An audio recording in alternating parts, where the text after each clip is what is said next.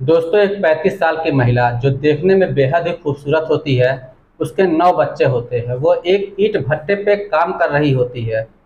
उसका पति भी उसके साथ रह रहा होता है। जिंदगी बहुत अच्छे गुजर रही होती है। तभी वहाँ पे एक लड़का आता है जो कि वहाँ पे ट्रैक्टर ड्राइवर होता है। वो देखने में बेहद ही खूबसूरत होता है। उसकी उम्र 20 साल होती है। अब ये महिला धीरे धीरे उसके प्यार के चक्कर में पड़ जाती है और उससे संबंध बनाने लगती है। धीरे धीरे समय गुजरता है। एक दिन की बात है। ये महिला उस लड़के को फ़ोन करती है और अपने घर पर बुलाती है और दोनों एक कमरे में चले जाते हैं। उसके बाद दोनों शारीरिक संबंध बनाना शुरू कर देते हैं।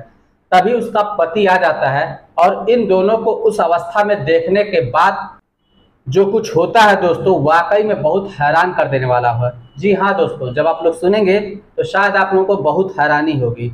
इसलिए इस वीडियो को पूरा ज़रूर देखिएगा, क्योंकि वीडियो के अंत में आपको एक बहुत बड़ी सीख मिलने वाली है। तो आइए जानते हैं पूरी घटना इस वीडियो में। लेकिन वीडियो में आगे बढ़ने से पहले बस वही छोटी सी रिक्वेस्ट, वीडियो को लाइक कर दीजिए, चैनल को भी सब्सक्राइब कर दीजिए ताकि मेरा हौसला बढ़ता रहे। दोस्तों, आज की जो सच्ची घटना है वो उत्तर प्रदेश के कासगंज की है। कासगंज में एक गांव है। उस गांव में एक ईंट का भट्टा है। वहां पे एक महिला और पुरुष दोनों लोग दूसरे जगह से काम करने के लिए आते हैं और वहीं पर रहने लगते हैं। महिला की उम्र 35 साल की होती है और उसका नाम रीना होता है। वो देखने में बेहद ही खूबसूरत होती है। वो उसी भट्टे पे रहकर ईंट वगैरह पाथा करते थे और साथ ही उसका पति भी रहता था, तो दोनों ईंट की पथाई कर रहे थे। उस महिला के 9 बच्चे होते हैं, लेकिन फिर भी महिला देखने में बेहद ही खूबसूरत होती है। वो अपने बच्चों का पेट पालने के लिए वहीं पर रहकर फिर मेहनत मजदूरी किया करते थे। रीना का जो आदमी होता है, जिसका नाम रतिराम होता है, रतिराम एक नंबर का शराबी होता है। वो अक्सर शराब पीकर आया करता था और अपनी पत्नी को मारा करता था। उसको केवल एक ही काम रहता था कि वो सिर्फ बच्चे पैदा करे। बाकी उससे किसी और चीज़ से कोई मतलब नहीं था कि बच्चे खा रहे हैं, नहीं खा रहे हैं, भूखे रह रहे हैं कि नहीं रह रहे हैं। इससे उसे कोई भी लेना देना नहीं होता है।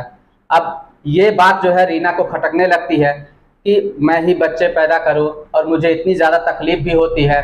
उसके बाद मेरा पति कुछ देता लेता भी नहीं है और जब भी आता है शराब पीकर तो मुझे मारता ही मारता है। अब इस बात से रीना तंग आ जाती है। धीरे धीरे समय किसी तरीके से ज़िंदगी वो काट रही थी। तभी उसी बीच में उस भट्टे पर एक लड़का आता है जिसका नाम हनीफ होता है। उसकी उम्र लगभग 20 साल की होती है। वो देखने में बेहद ही खूबसूरत होता है। वो ट्रैक्टर चलाने के लिए वहां पे नौकरी करने के लिए आया था। अब जब ये औरत उस लड़के को देखती है तो उस लड़के को अपना दिल दे बैठती है और उसे पहली नज़र में ही प्यार करने लगती है। वो छुप छुप के उसे देखा करती थी, उससे बात करने की कोशिश करती थी, मगर वो लड़का जरा सा भी भाव नहीं देता। जब समय गुजरता गया तो एक दिन आखिरकार वो लड़का इससे बात कर ही लेता है और फिर दोनों एक दूसरे पर फिदा हो जाते हैं। अब जब जब मौका मिलता था तब तब रीना किसी और भट्टे पर या कहीं और पे भी हनीफ के साथ चली जाया करती थी और उसके साथ प्यार मोहब्बत की बातें किया करती थी, शारीरिक संबंध बनाया करती थी। जिंदगी बहुत आराम से कटने लगी थी। रीना को ऐसा लग रहा था कि चलो कोई बात नहीं, जो हो रहा है हो रहा है, कम से कम कोई तो मेरी जिंदगी में खुशी देने के लिए आया। लेकिन उसे क्या पता था कि जिससे वो खुशी मिल रही है, आने वाला समय में उसके साथ क्या होने वाला है। दोस्तों, कुछ समय तो बहुत अच्छी तरीके से बीता। दोस्तों, 17 जून 2025 की बात है, जब रीना का पति बाजार चला जाता है सब्जी वगैरह लेने के लिए। तो इधर ये क्या करती है, हनीफ को फोन करके अपने घर पे ही बुला लेती है और उससे बातचीत करना शुरू कर देती है। उसके बाद जो ही संबंध बनाने की तैयारी करते हैं, इतने समय में रीना का जो पति होता है रतिराम, वो वापिस आ जाता है। जब रतिराम वापिस आता है और वह हनीफ को अपने घर पर देखता है तो वो आग बबूला हो जाता है, क्योंकि वो उसको अपनी पत्नी और हनीफ के अफेयर के बारे में पहले से पता हो चुका था। इसी बात को लेकर वो अक्सर अपनी पत्नी को मारा करता था। जब वो हनीफ को अपने घर पे देखता है तो वो अपने आप पर काबू नहीं पा पाता। हनीफ को उल्टा पुल्टा बोलना शुरू कर देता है और डंड उठाता है हनीफ को मारने के लिए, लेकिन हनीफ वहां से फरार हो जाता है। बचती है केवल रीना। तो रीना को बहुत मारता पीटता है और उसके बाद जो है फिर नशे में धुत था, आराम से सो जाता है। इधर जो रीना होती है वो अब सोचती है कि मेरे पति को सब कुछ पता लग चुका है, अब क्या होगा। वो कुछ दिमाग लगाती है कि आखिर किया जाए तो क्या किया जाए। तब वो फिर से जो है हनीफ को फोन करती है और कहती है, यार मैं तुम्हारे बिना जिंदा नहीं रह सकती, मुझे तुम्हारे साथ ही रहना है, मुझे अपने पति से छुटकारा पाना है, कोई रास्ता निकालो कि ताकि इससे छुटकारा भी मिल जाए और फिर हम लोगों की कोई दिक्कत भी ना हो।